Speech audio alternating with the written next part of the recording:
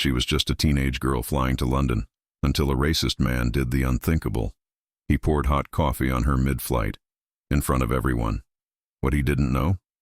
She wasn't flying alone, and karma was sitting just a few rows behind. If stories of justice and strength inspire you, hit that like button, subscribe for more real-life drama, and turn on the bell so you never miss a story that matters.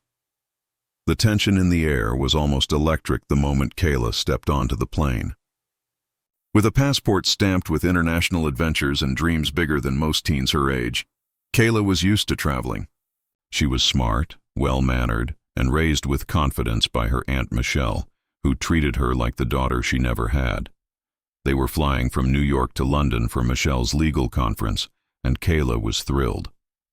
But when they got to the gate, the flight attendant informed them their seats were separated.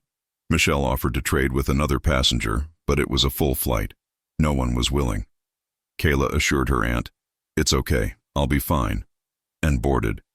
Ahead, Kayla navigated the narrow aisle, careful not to bump passengers already seated. When she reached her assigned seat, she noticed the man sitting in the aisle seat looked unhappy. Salt and pepper hair, stiff suit, thick glasses, he radiated coldness. Kayla smiled and gestured to the window seat, but the man didn't move. Instead, he looked at her with disdain and said clearly, "You people belong at the back." It hit her like a slap. At first, she thought she misheard him, but the tone, the glare, everything about it screamed racism. She had dealt with microaggressions before, but this was direct and public. Other passengers around glanced up. One woman looked shocked. A couple of teens across the row widened their eyes. Still trying to keep her dignity, Kayla softly said, "Excuse me, that's my seat." The man leaned in, voice low and sharp. "I don't want to sit next to someone like you. Go sit somewhere else. You don't belong here." Kayla felt her throat tighten. She could walk away, she could go back, but something inside her refused. She took a deep breath and sat down anyway. Kayla tried to distract herself, putting in her earbuds and pulling out her book. But her hands trembled. Every movement from the man beside her felt aggressive, the way he huffed, crossed his arms, or muttered under his breath. She stared out the window, trying to hold herself together. Just before takeoff, the cabin crew began passing out drinks. The man beside her accepted his black coffee with a grumble. Kayla declined, not trusting herself to hold anything. Steady. That's when he did it.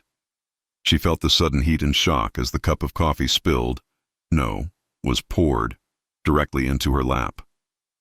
The scalding liquid soaked her jeans and seared her thighs. She let out a yelp, more from shock than pain, and jumped up from her seat, knocking her book to the floor. The man sneered. "Oops, you shouldn't have sat there," he muttered smugly. The people around them were stunned. Some thought it was an accident at first, but the look on his face told the real story. A young woman a row ahead turned around, eyes wide. Did you see that?" Kayla stood there frozen, trying to process what had just happened. Her eyes welled with tears, not just from the pain, but from the humiliation. The heat from the coffee was bad, but the sting of hate was worse. Passengers around her began to whisper. Someone hit the call button. A male passenger across the aisle spoke up. "Hey man, you just poured that on her. What is wrong with you?" But the man doubled down. "If she didn't want trouble, she should have moved when I asked. This is what happens when people force themselves where they don't belong." Kayla's lip quivered. This wasn't just about a seat anymore. It was about dignity, about justice, and justice was coming, fast. Just as Kayla stood frozen, struggling to speak, a familiar voice sliced through the air like a thunderclap. "What did you just do to my niece?" Heads turned. Standing 6 rows back was Michelle, Kayla's aunt, protector, and a powerhouse civil rights attorney. She had been waiting for Kayla to settle in before asking to switch seats with someone near her. But then she saw her niece standing, drenched in coffee, face red, eyes glassy. Michelle didn't wait for permission.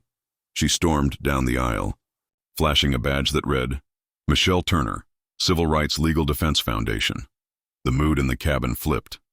Whispers turned to murmurs, murmurs to gasps. The man fumbled, attempting to block his face as phone cameras now began to record. It was an accident. She bumped into me. But Michelle wasn't having it. You assaulted a minor. You poured hot liquid on her because you couldn't handle sitting next to a black child. I've got witnesses, I've got video, and you're not walking away from this. Passengers began speaking up. I saw him do it. On purpose, said a middle-aged man across the aisle. He told her to sit in the back. I heard it with my own ears, added the elderly woman behind him. Michelle turned to the flight attendant. You need to call the captain. He needs to be removed immediately. The flight attendant, clearly shaken, nodded and hurried off. Kayla, still trembling, felt Michelle's arms wrap around her. You're safe now, baby. He's not getting away with this. The whole plane held its breath as the wheels of justice began to turn, right there at 30,000 feet. The captain himself came out minutes later, flanked by 2 senior flight staff. Calm but serious, he spoke directly to the man. Sir, we've received multiple reports of an intentional assault against a minor. We've reviewed the testimonies and confirmed the behavior. You are being removed from this flight. The man stood up in protest, flailing his arms. This is ridiculous. I'm a respected executive. She made a mess of things and now everyone's playing victim. The captain didn't blink. You are a danger to the safety and dignity of our passengers. You're being escorted off. As ground security entered the aircraft to remove him, the plane broke out in applause. Not rowdy, but relieved. Justice, for once, was swift. Kayla and Michelle were moved to first class. Her clothes had been changed with help from a kind attendant, who brought her sweatpants and offered her warm towels. The crew gave Kayla hot cocoa and extra cookies, gently checking in on her throughout the flight. One crew member said quietly, I have a daughter your age. If this had happened to her, I'd want the whole world to know. You handled that with such strength. Kayla nodded, tears finally flowing, not from fear but release. As the flight continued toward London, the air felt lighter, safer. A silent agreement had been made. No more looking away. Not this time. When they landed, Michelle filed an official report. But the story didn't end there. Someone on the plane had uploaded footage online, and it went viral fast. By morning, Your Plane Racist and Justice for Kayla were trending. Within hours, news outlets picked up the video. The man was quickly identified as Robert Bob Hensley, a senior executive at a major investment firm. The backlash was immediate. By noon, the firm released a statement. We are appalled by the behavior of our former employee. Discrimination and assault have no place in our workplace or society. Effective immediately, Mr. Hensley has been terminated. Kayla, who hadn't even checked her phone yet, was stunned when she read messages from strangers around the world. Some offered words of comfort. Others shared their own experiences of discrimination. A few even sent artwork of Kayla standing strong on the plane, like a superhero.